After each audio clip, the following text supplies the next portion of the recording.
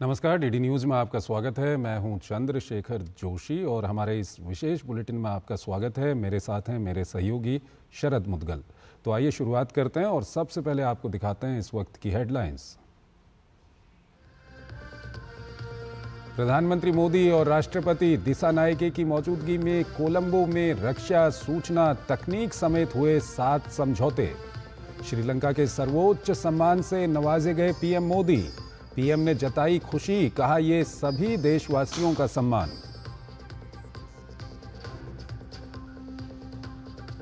छत्तीसगढ़ दौरे पर अमित शाह बस्तर पंडुप 2025 उत्सव के समापन समारोह में हुए शामिल।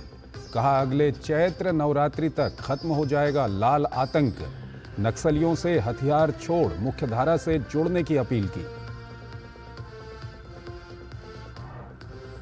नक्सलवाद को खत्म करने की दिशा में सरकार की एक और बड़ी सफलता। तेलंगाना में 66 पुरुष और 20 महिलाओं समेत 86 नक्सलियों ने किया आत्मसमर्पण।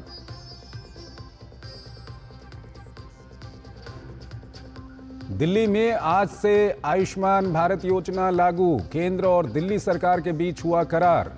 60% केंद्र और 40% दिल्ली सरकार वहन करेगी इलाज का खर्च।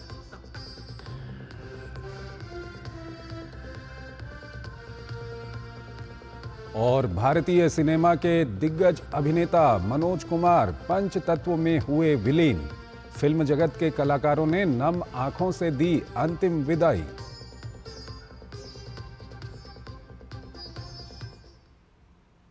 और आइए अब खबरों को विस्तार से देखते हैं और बात करते हैं प्रधानमंत्री नरेंद्र मोदी की श्रीलंका यात्रा की। प्रतिनिधिमंडल स्तर की वार्ता के बाद दोनों देशों के बीच समझौता ज्ञापन का आदान प्रदान हुआ। भारत श्रीलंका के बीच कुल 7 समझौते हुए, जिनमें रक्षा सहयोग के अलावा इलेक्ट्रॉनिक्स, डिजिटल, कृषि, ऊर्जा, स्वास्थ्य और दवा के क्षेत्र में ज्ञापन पर हस्ताक्षर हुए। ऊर्जा के क्षेत्र में भारत, श्रीलंका और यूएई के बीच एक समझौते पर हस्ताक्षर हुआ। प्रधानमंत्री ने कहा, दोनों देशों के सुरक्षा हित साझा हैं। हमारे सुरक्षा हित समान है। दोनों देशों की सुरक्षा एक दूसरे से जुड़ी है और एक दूसरे पर निर्भर है। भारत के हितों के प्रति उनकी संवेदनाओं के लिए मैं राष्ट्रपति दिसानायक का आभारी हूं। रक्षा सहयोग में संपन्न किए गए महत्वपूर्ण समझौते का हम स्वागत करते हैं। कोलंबो सिक्योरिटी कॉन्क्लेव और हिंद महासागर में सुरक्षा सहयोग पर भी मिलकर काम करने के लिए सहमत है। दोनों नेताओं ने सामपुर सौर ऊर्जा परियोजना, एग्रीकल्चर वेयरहाउस और 5000 सोलर रूफटॉप का संयुक्त रूप से उद्घाटन किया। प्रधानमंत्री ने कहा, भारत श्रीलंका का एक मित्र की तरह हर मुश्किल में साथ देता रहा है। भारत के नेबरहुड और सागर दोनों में श्रीलंका का महत्व है। भारत ने सबका साथ सबका विकास के विजन को अपनाया है। हम अपने पार्टनर देशों की प्राथमिकताओं को भी महत्व देते हैं। पिछले 6 महीनों में ही हमने $100 मिलियन से अधिक राशि के लोन को ग्रांट में बदला है। हमारी द्विपक्षीय डेट रिस्ट्रक्चरिंग एग्रीमेंट से श्रीलंका के लोगों को तत्काल सहायता और राहत मिलेगी। आज हमने इंटरेस्ट की दर को भी कम करने का निर्णय लिया है। यह प्रतीक है कि आज भी भारत श्रीलंका के लोगों के साथ खड़ा है। पूर्वी प्रांतों के सामाजिक और आर्थिक विकास के लिए लगभग 2.4 बिलियन लंकन रुपए का सहयोग पैकेज दिया जाएगा। प्रधानमंत्री नरेंद्र मोदी को श्रीलंका मित्र विभूषण सम्मान से सम्मानित किया गया। प्रधानमंत्री ने इस सम्मान के लिए भारत की ओर से श्रीलंका का आभार जताया।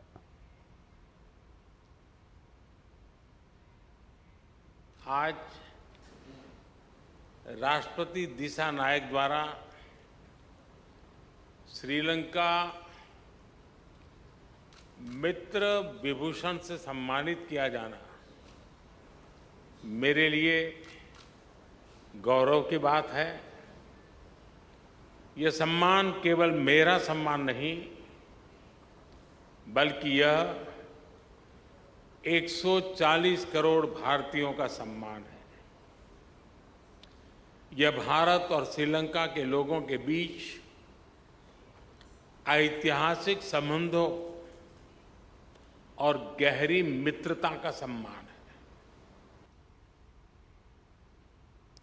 विदेश मंत्रालय ने पीएम की श्रीलंका यात्रा पर प्रेस कॉन्फ्रेंस की। विदेश सचिव विक्रम मिस्री ने कहा कि भारत और श्रीलंका के सुरक्षा हित आपस में जुड़े हुए हैं। उन्होंने कहा कि भारत श्रीलंका में आर्थिक सुधार और उन्नति के लिए सहयोग जारी रखेगा। It has reaffirmed India's stance of standing with the people of Sri Lanka as they continue on their journey of economic recovery and growth, and has also underlined the fact that the well-being and prosperity and security of both countries is interlinked, and that is something that has the imprint of both leaderships. विदेश सचिव ने बताया कि श्रीलंका के राष्ट्रपति साफ तौर पर कह चुके हैं कि श्रीलंकाई जमीन का उपयोग ऐसे किसी भी काम के लिए नहीं करने देंगे जो कि भारत के हितों को हानि पहुंचाए। One of the recurring themes in the discussions, and in fact I would say a point of really close convergence in the narratives from both sides, has been a recognition of the completely interlinked nature of the security, the national security of Sri Lanka and India. And the President of Sri Lanka has both during his visit to Delhi and on this occasion and on several other occasions mentioned and stated very, very clearly that Sri Lankan territory will not be used or be allowed to be used in any manner that is inimical or detrimental to India's interests. और आइए अब दूसरी खबरों की ओर चलते हैं। केंद्रीय गृह मंत्री अमित शाह ने आज छत्तीसगढ़ का दौरा किया। अमित शाह ने बस्तर में मां दंतेश्वरी मंदिर में पूजा अर्चना की। इसके अलावा वो बस्तर पंडुम 2025 कार्यक्रम में भी शामिल हुए। जनजातीय कला और संस्कृति को अमिट पहचान दिलाने के लिए बस्तर पंडुम 2025 का आयोजन किया गया है। इस मौके पर केंद्रीय गृह मंत्री अमित शाह ने कहा कि अगले साल बस्तर पंडुप में देश भर के हर आदिवासी जिले के कलाकारों को हम यहां लाएंगे और इस कार्यक्रम के माध्यम से आदिवासी संस्कृति को पूरे विश्व में ले जाने का काम करेंगे। मैं मोदी जी का संदेश लेकर आया हूं। अगले साल बस्तर पंडुम यही नाम के साथ देश भर के हर आदिवासी जिले के कलाकारों को हम यहां लाएंगे। और इतना ही नहीं, ये बस्तर पंडुम को अंतर्राष्ट्रीय दर्जा देने के लिए भी दुनिया भर के जो राजदूत अपनी राजधानी में है, उसको बस्तर के हर जिले में ले जाकर हमारी परंपराओं को, हमारी संस्कृति को और आदिवासी बच्चों की कला को पूरे विश्व तक पहुंचाने का काम ये भारतीय जनता पार्टी की सरकार करती है। इस अवसर पर अमित शाह ने सभी नक्सलियों से हथियार डालने का आग्रह किया। उन्होंने कहा कि समाज की मुख्यधारा से जुड़कर विकास यात्रा में सहभागी बने। बहनों, ये जमाना चला गया जब यहां पर गोलियां चलती थी, बम धमाके होते थे। मैं आज भी सभी जिनके हाथ में हथियार है वो और हथियार नहीं है वो सभी नक्सली भाइयों को विनती करने आया हूं, आप हथियार डाल दीजिए, मेन स्ट्रीम में आइए, आप हमारे अपने हैं। कोई भी नक्सली मारा जाता है, किसी को आनंद नहीं होता है। और विष्णुदेव जी और विजय जी ने घोषणा करी है, जो गांव हर नक्सली को सरेंडर कराएगा वो गांव को नक्सल मुक्त घोषित कर 1 करोड़ रुपया की विकास राशि हम देंगे।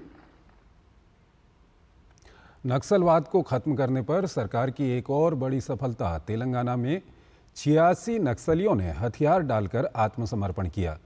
मिली जानकारी के मुताबिक भद्राद्री कोतागुडेम मल्टी जोन 1 के आईजी चंद्रशेखर रेड्डी के समक्ष कोठागुडेम के हेमचंद्रपुरम पुलिस मुख्यालय पहुंचकर 86 नक्सलियों ने आत्मसमर्पण किया है। बताया जा रहा है कि जिन 86 माओवादी पार्टी सदस्यों ने भद्राद्री कोठागुडेम जिले और मुलुगु जिले की पुलिस के समक्ष आत्मसमर्पण किया है और ये सभी नक्सली छत्तीसगढ़ के रहने वाले हैं। कुल 86 माओवादियों ने आत्मसमर्पण किया है, जिनमें 66 पुरुष और 20 महिलाएं शामिल हैं। आईजी चंद्रशेखर रेड्डी ने कहा कि इन माओवादियों ने तेलंगाना सरकार द्वारा चलाए जा रहे ऑपरेशन चेयुथा कार्यक्रम के तहत आत्मसमर्पण किया है। आत्मसमर्पण करने वालों को तत्काल सहायता के रूप में 25,000 रुपये दिए गए हैं।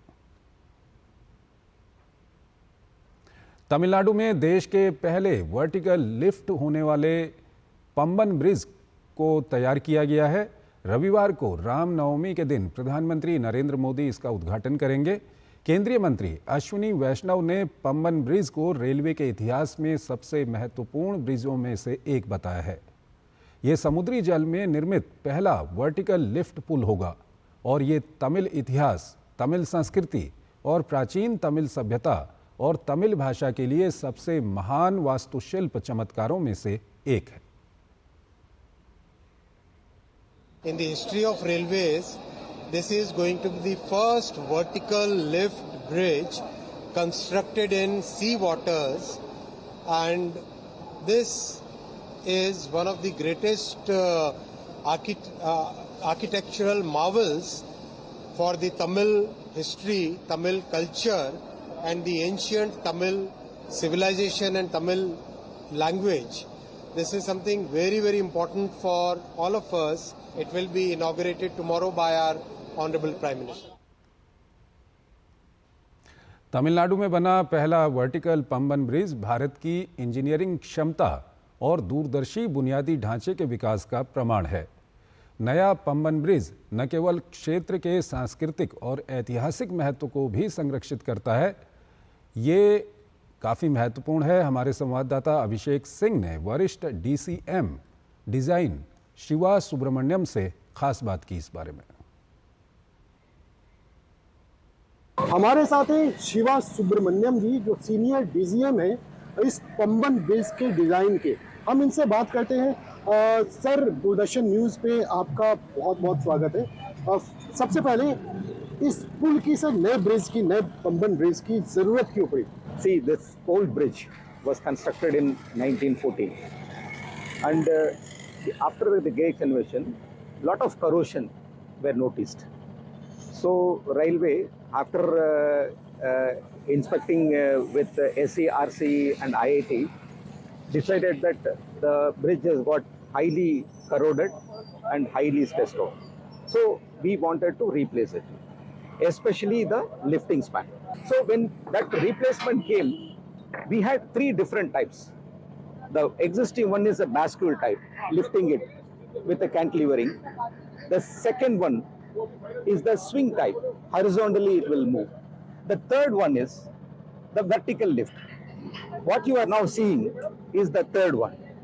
And why we chose this one? In most of the foreign countries, the old bascule bridges were all replaced by this vertical lift only. So this also we have decided we'll go for the vertical lift. We started the bridge in 2019. We had stuck up with COVID outbreak 2 times. One in 2020 and the other one is 2021. So in both the occasion, it was around 6 to 8 months. Our work was completely stopped. ये जो नया Pamban bridge है ये standard gauge का है और इस पे डबल लाइन के भी ऑप्शन है। कैमरामैन राधे कृष्णा के साथ अभिषेक सिंह, डीडी न्यूज, रामेश्वरम। खबरें अभी और भी हैं, लेकिन यहाँ पर एक छोटा सा ब्रेक लेते हैं।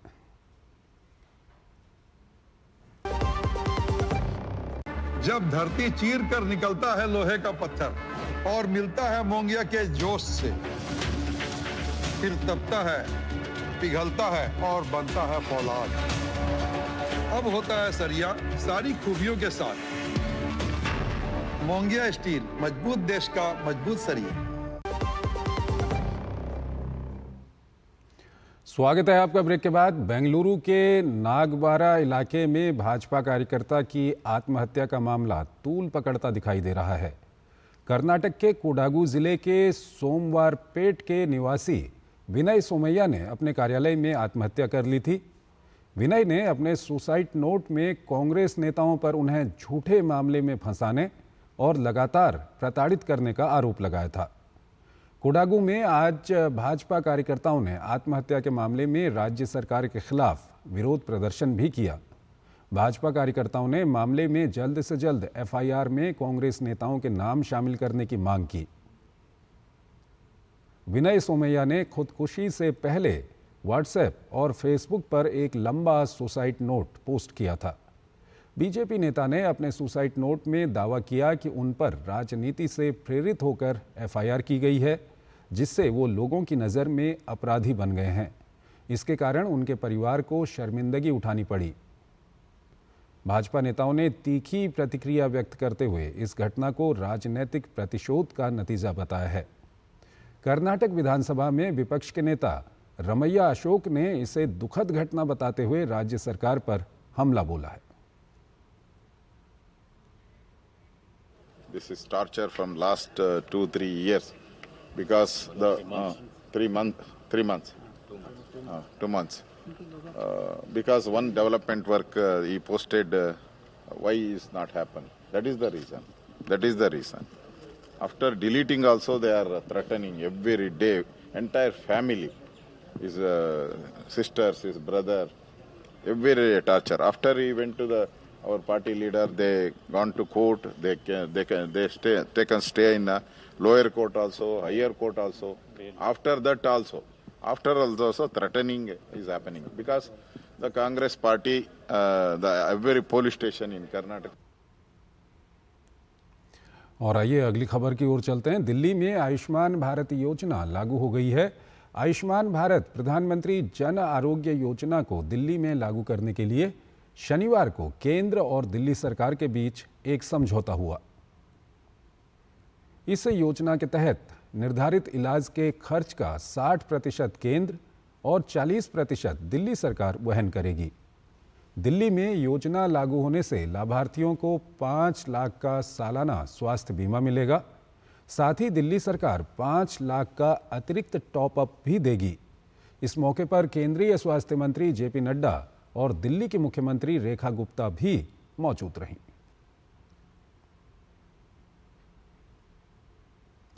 उत्तर प्रदेश के मुख्यमंत्री योगी आदित्यनाथ ने वक्फ संशोधन विधेयक 2025 के पारित होने को अवैध कब्जों और भ्रष्टाचार को खत्म करने की दिशा में एक महत्वपूर्ण कदम बताया है।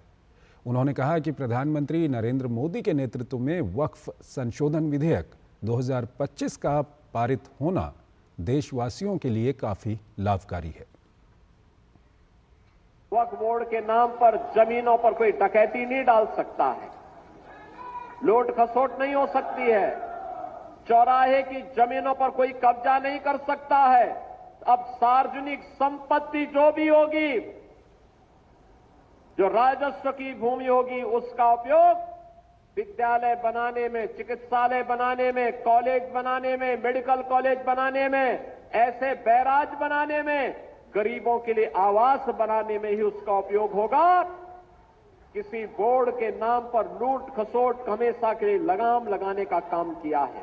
मैं इसके लिए प्रधानमंत्री मोदी जी का, गृह मंत्री अमित शाह जी का हृदय से आभार व्यक्त करता हूं। भारतीय सिनेमा के भारत कुमार यानी मनोज कुमार का शनिवार को राजकीय सम्मान के साथ मुंबई में अंतिम संस्कार किया गया। दिवंगत अभिनेता के अंतिम संस्कार में फिल्म जगत के तमाम सितारे पहुंचे और नम आंखों से उन्हें विदाई दी। मनोज कुमार के 2 बेटों विशाल और कुणाल ने अपने पिता को मुखाग्नि दी। अंतिम संस्कार के वक्त उन्हें 3 बंदूकों की सलामी भी दी गई। अंतिम संस्कार के वक्त अमिताभ बच्चन और सलीम खान, अभिषेक बच्चन, अरबाज खान, सुभाष घई, अनु मलिक, जायद खान, प्रेम चोपड़ा और राजपाल यादव सहित मनोरंजन जगत की प्रमुख हस्तियां मौजूद रहीं।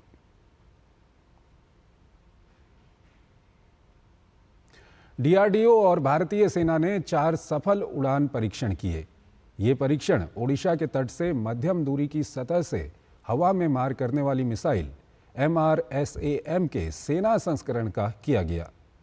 3 और 4 अप्रैल को हुए इन परीक्षणों में मिसाइलों ने तेज गति वाले हवाई लक्ष्यों को सटीकता से ध्वस्त किया। सभी परीक्षण लंबी छोटी दूरी और ऊंचाई पर लक्ष्यों को भेदने में सफल रहे। MRSAM को DRDO और इजराइल एरोस्पेस इंडस्ट्रीज ने मिलकर भारतीय सेना के लिए विकसित किया है।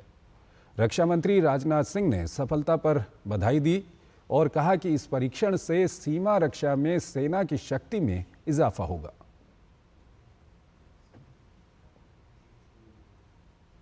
पूरे भारत में चैत्र नवरात्रि का जश्न जोरों पर है। नवरात्रि के 8वें दिन महाअष्टमी स्नान का विशेष महत्व है। असम में इस दिन श्रद्धालु ब्रह्मपुत्र नदी के तट पर स्नान कर पुण्य प्राप्त करते हैं। डीडी न्यूज़ संवाददाता सुबीना रॉय ने डिब्रूगढ़ में ब्रह्मपुत्र नदी के तट पर स्नान कर रहे श्रद्धालुओं से बातचीत की। ब्रह्मपुत्र नदी के तट पे जहाँ की चैत्र नवरात्रि के 8वें दिन पे होता है महाअष्टमी स्नान और यहाँ पे भारी मेला लगा है और आप देख रहे हैं कि जैसे श्रद्धालुओं की भीड़ लगी है और वो यहाँ पे आज जो है स्नान करते हैं और इस स्नान का जो है बहुत ही ज़्यादा महत्व है। जो आज ब्रह्मपुत्र में स्नान किया जाता है, जैसे कि हम गंगा में स्नान के बारे में सुना है, ब्रह्मपुत्र में क्यों स्नान किया जाता है आज को? आज नवरात्रि का 8वें दिन अष्टमी तिथि, महाअष्टमी तिथि। इस तिथि में जो हम लोग का ब्रह्मपुत्र में स्नान किया जाता है वो अशका अष्टमी रूप में तिथि को बोला जाता है। ये तिथि खूब शुभ मुहूर्त है। ये तिथि में माँ गंगा और ब्रह्मपुत्र 2 मिलित होकर एक नदी का पवित्र स्नान होता है। यहाँ पे जो लोग आदमी नहाते हैं उसका पूर्व पुरुष का तिल तर्पण में किया जाता है। ब्रह्मपुत्र को परशुराम भगवान से जोड़ा जाता है, तो परशुराम जी ने जो यहाँ पे स्नान करके अपने जो है पापों को धोया था, ऐसा माना गया है। तो इससे भी क्या जुड़ा हुआ है ये स्नान? परशुराम जो पाप धोने के लिए जो नहाया था, वो नहाने से ब्रह्मकुंड, मातृकुंड, पितृकुंड 3 होता है। उसका जो मातृकुंड में जो उसका पाप का धोया है, इस मातृकुंड से ब्रह्मपुत्र का जो मिलित होता है, उस परशुराम के स्नान में भी वो स्नान मिलित हो जाता है। इसलिए जिसका भी वो जो पाप करता है, पितृपुरुष मातृपुरुष में जो कुल जनित पाप होते हैं, उस पाप का आज में विनाश हो जाता है। काफ़ी भारी मेला लगा हुआ है। विभिन्न जगह आस पड़ोस के गाँव से लोग आते हैं, यहाँ पे मेला बैठता है। गाँव के जो प्रोडक्ट्स हैं वो वह भी मिलते हैं। डीडी के डिब्रूगढ़ टीम के साथ सुबीना रॉय, डीडी न्यूज़। तो इस बुलेटिन में फिलहाल इतना ही। आप बने रहिए डीडी न्यूज़ के साथ। नमस्कार।